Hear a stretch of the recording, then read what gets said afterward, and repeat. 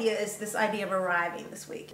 The basic concept is that here Naomi and Ruth are on this long journey back. They're going home. Although Ruth has never been to this place before. She's never been to Bethlehem. But Naomi, this is her home, and she's headed back. And she's the only person making this journey because Elimelech and her 2 sons have passed away. And now Ruth is heading back. But I'm hoping, especially for people who are really, truly feel like they're in that in-between stage. They've left Moab, but they're not quite to Bethlehem yet.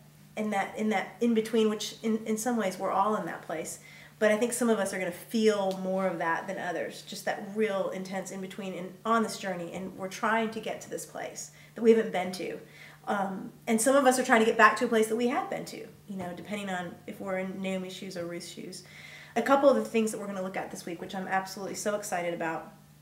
First of all, and this is a hard topic, but I am excited about addressing it, is that Naomi absolutely flips out on God. And she talks about this in verse 20 through 21, and basically says that the Lord has afflicted her, and she went away full, and she's coming back empty, and she's in all this bitterness, and she wants to even change her name to the word bitter, you know, the word Mara.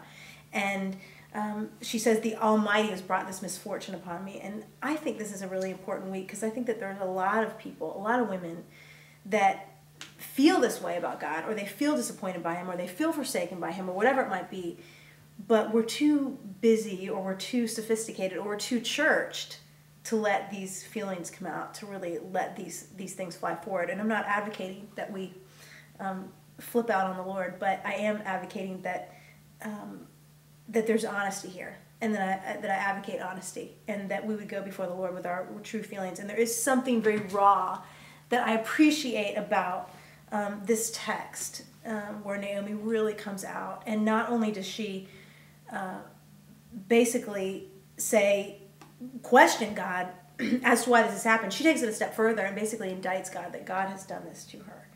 And one of the reasons why I do appreciate that this is in Scripture is because further on in the story we're going to see how God kind of brings this around, and how her heart changes toward the Lord, and how she moves closer to God.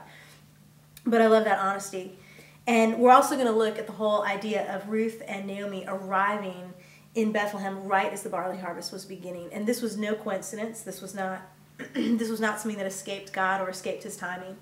But here the Lord had brought bread, and yes, the barley harvest was just beginning as they walked through those city gates. And I love this because it shows God's sovereignty, it shows His timing, and it shows His care.